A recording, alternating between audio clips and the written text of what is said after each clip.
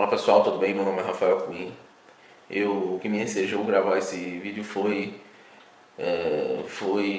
justamente uma data muito peculiar, que é o 7 de outubro de 2018, data das eleições presidenciais no Brasil. Tá? E confesso que meu voto foi pro Jair Bolsonaro, porém eu tenho que confessar para vocês que eu já fui um orientado à esquerda. Eu já fui um petista, daqueles que compram camiseta, tá? E usa broche. E confesso que muito já me entreti lendo Karl Marx, procurando entender um pouco da mais-valia. Já cheguei a ler um espectro ronda a Europa, o espectro do comunismo. Trabalhadores de todo mundo, univos. Frase mais clichê que essa não existe. Para traduzir o Manifesto Comunista de Karl Marx em 1848. Aí já me entreti muito com o Capital, eu tenho aqui no meu escritório. E na minha tenra adolescência, ainda no ensino médio, me lembro quando tomei nota desses conceitos, eu fiquei um pouco convencido de que teria uma alternativa mais justa de conduzir a forma como as coisas estavam sendo colocadas até então, com a minha pouca compreensão de política. Pensava que havia uma saída para aquilo que eu via chegando em São Paulo, cheios de favela, para aquilo que eu via na televisão, nos noticiários, crianças passando fome, na África, passando sede. Eu pensei que de forma ainda muito romântica, e porque não dizer imatura, que teria uma saída. Eu acredito que todos que tomam notas sobre as ideias iniciais do que foi o socialismo e teórico, fica acreditando de uma forma bem romântica em um mundo melhor. Até que você também toma nota dos conceitos de Thomas Moros e a utopia, e tudo vai ficando como se fosse num conto de fadas, mas hoje com 32 anos, emancipado intelectualmente, digamos assim, eu vejo que as coisas não são tão doces quanto pregaram essa turma aí, alinhada à esquerda, né? E por que esquerda? Pô, esquerda e direita, o que é isso? Esquerda nada mais era do que as pessoas que sentavam à esquerda do presidente do parlamento e estavam alinhados às ideias progressistas, e o pessoal da direita era o pessoal alinhado ao anciano regime, ao antigo regime, né, os conservadores. Por isso fala-se esquerda e direita. Mas nós temos que tomar cuidado para não tropeçar nesses conceitos, porque cada país e cada momento tem uma particularidade sobre direita e esquerda. Então, precisamos entender que estar alinhado à esquerda no Brasil em 2018 significa uma coisa. Estar alinhado à esquerda no Brasil da década de 80 seria outra coisa. Porque cada momento tem uma realidade política. Tá? E outra coisa curiosa entender, para anunciar antes do fator culminante, o qual eu quero falar, é que não é preciso ser nenhum expert para saber que a história ela tem movimentos cíclicos e em forma de pêndulo, né? Ora na arte você tinha aquele movimento do barroco, ora você tinha aquele movimento do classicismo, um apegado demais à razão, outro à emoção, e assim funciona todos os movimentos históricos, sejam na arte, seja na política, né? Nós acabamos de viver aí um período de petismo que tiveram duas reeleições, né? Uma reeleição do Lula, 8 anos, e 8 anos de Dilma Rousseff. O que aconteceu com o PT foi que eles venderam um peixe errado. Eles falaram que eles eram partidos alinhados às causas sociais e criaram aí um programa de assistencialismo muito vasto, né? um Estado muito paternalista, e esqueceram de dizer qual era o custo disso, tá? Na esquerda, e esse daí revela um pouco do que é a esquerda desse momento específico, peculiar, 2018. É a esquerda que deu um certo assistencialismo para esse país e prometeu reduzir o abismo entre rico e pobre,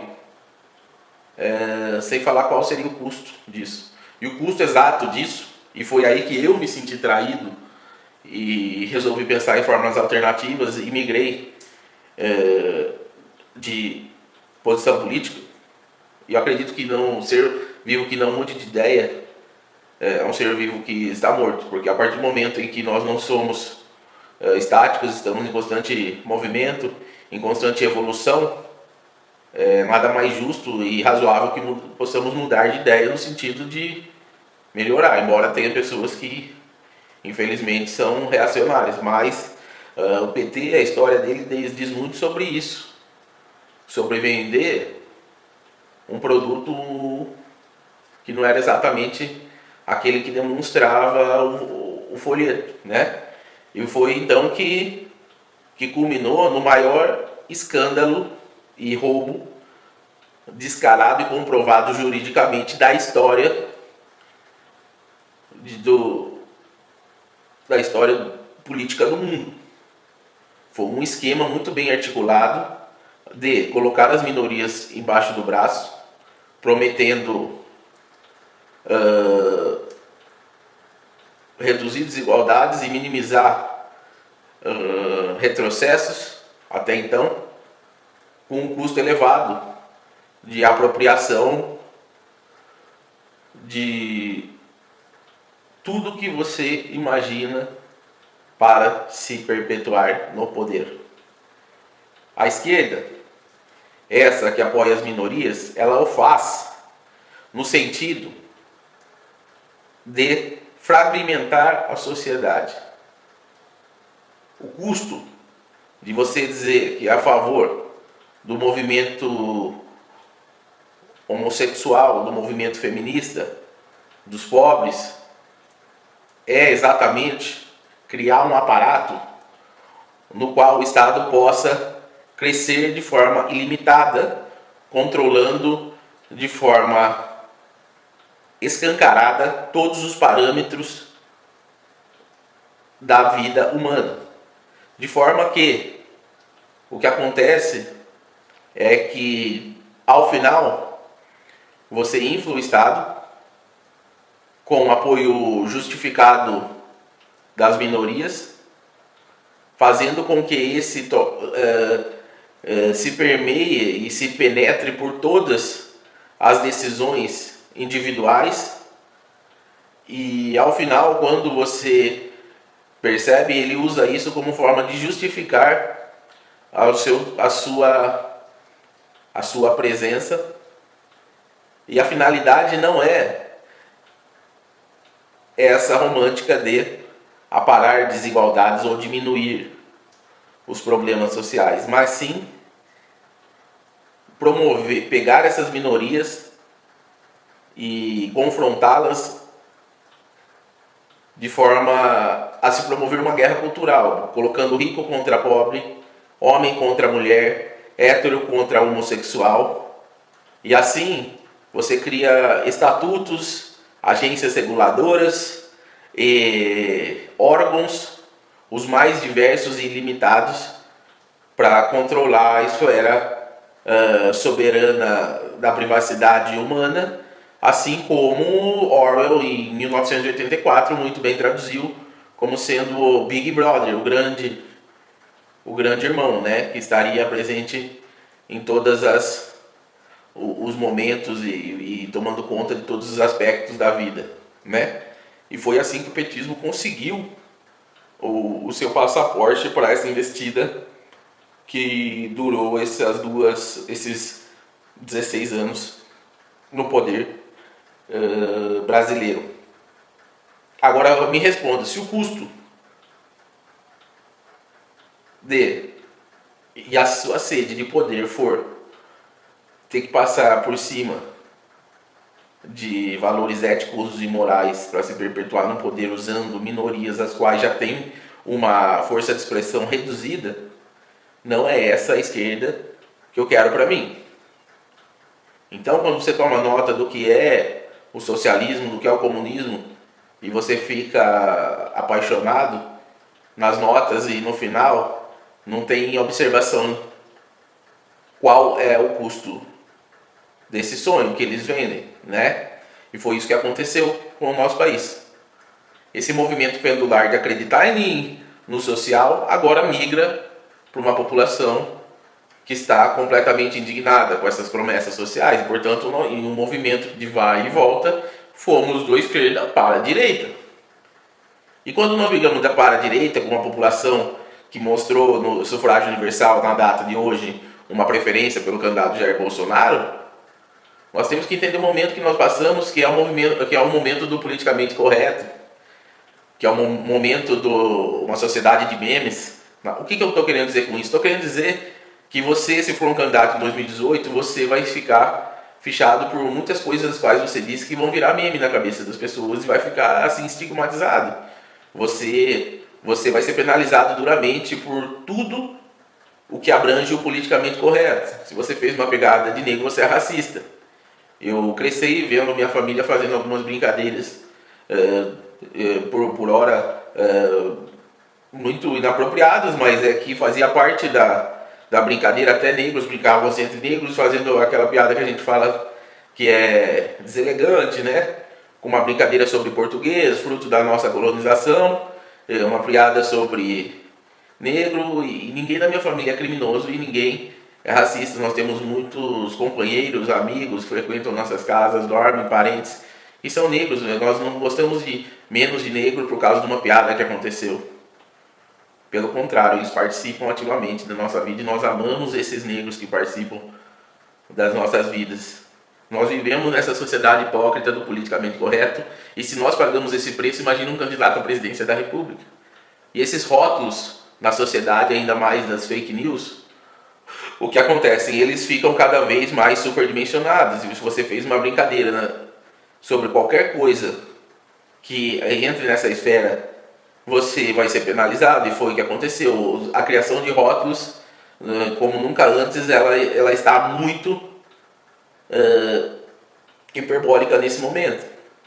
E o Jair Bolsonaro, assim como toda a classe política, vem sofrendo com esse momento que nós estamos vivendo.